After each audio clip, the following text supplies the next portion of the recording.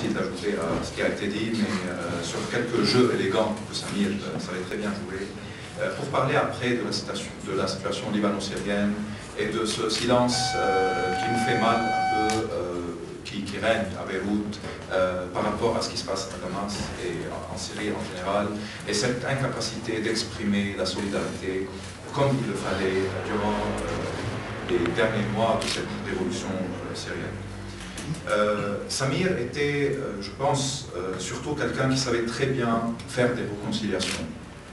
Il a fait une réconciliation entre des identités, entre son identité libanaise, son identité palestinienne et son identité syrienne. Une réconciliation qui n'était pas évidente ni durant la guerre civile, ni avec un certain chauvinisme libanais qui s'est développé, ou avec aussi les cas palestiniens et syriens où les priorités étaient différentes. Il a su être à la fois libanais par rapport à ce combat de l'indépendance du Liban, mais aussi palestinien par rapport à la question de la liberté et à une question qui est devenue sa première préoccupation en fait, reliée à la justice et qui l'a toujours poussé à se révolter. Et la cause de la démocratie en Syrie. Il a fait de tout cela les trois causes pour lesquelles il a toujours travaillé, écrit, milité, et c'était aussi les trois préoccupations qui dirigeaient le travail qu'il a essayé de faire avec beaucoup de personnes, y compris dans cette salle, quand la gauche démocratique a été fondée. Une expérience qui a malheureusement pas su continuer comme il le fallait, mais qui a quand même essayé de traduire ces réconciliations-là à une activité politique. Une deuxième, c'était la réconciliation entre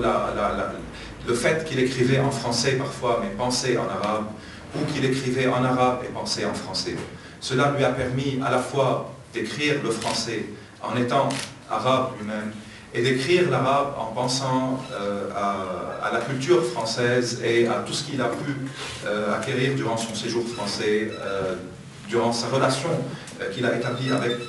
la culture francophone en général. Et l'Orient Express, je pense, était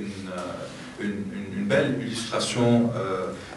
d'écrire le français tout en étant arabe et tout en étant engagé dans des causes reliées au monde arabe, sans être fermé. Au contraire, et là je pense que sa relation aussi avec la mer, la Méditerranée, était importante. Le livre de Beyrouth illustrait cette relation-là, illustrait ce rapport avec les pays de la Méditerranée, avec la Palestine, avec l'Égypte, et même avec, bien sûr, la France. Donc cette ouverture vers la mer, et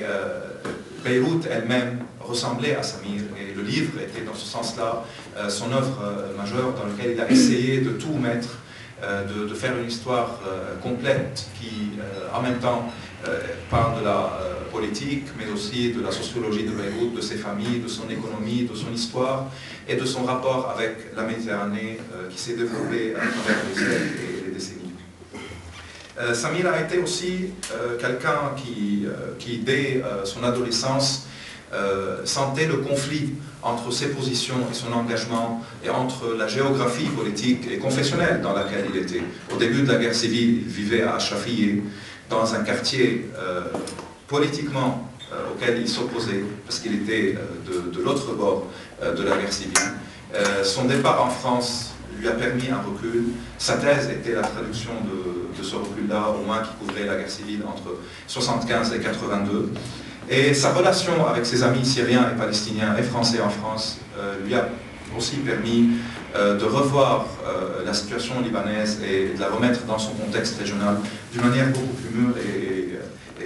et qui a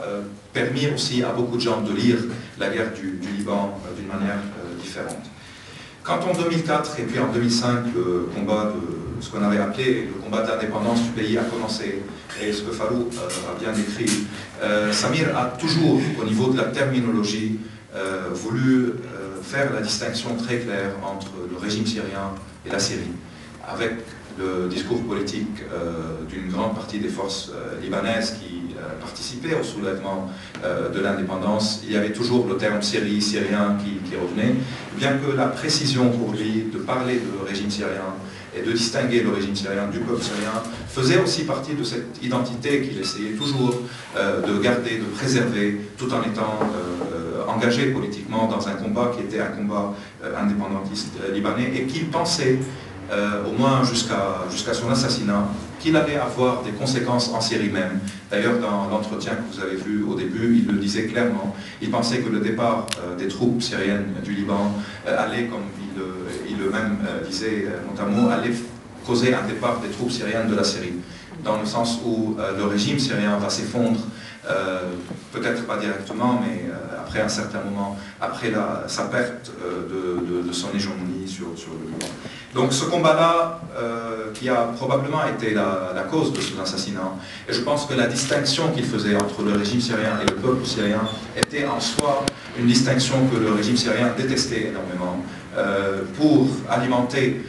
une certaine haine ou bien pour essayer de mobiliser une base sociale en Syrie. Le régime syrien a beaucoup joué sur les slogans qui ont été utilisés dans certaines manifestations au Liban, qui étaient des slogans anti-syriens en général, qui ne distinguaient pas ou qui ne faisaient pas cette distinction, d'où des voix comme la voix de Samir qui faisaient cette distinction et qui avaient des échos en Syrie même, étaient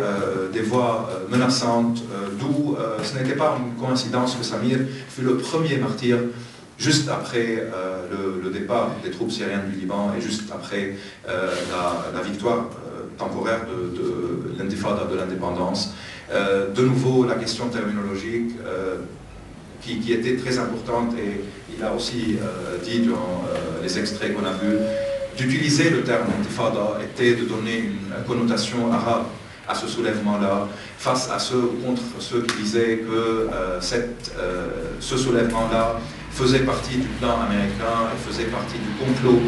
contre le régime syrien, étant le régime résistant dans la région, de donner une connotation, un background palestinien à ce soulèvement-là d'indépendance qui maintenait de nouveau son identité et sa réconciliation libano-palestino-syrienne était très importante et était aussi une source de menace pour les gens qui soutenaient le régime syrien au Liban et qui ont probablement commencé leur liste de cibles et d'assassinats par Samir lui-même.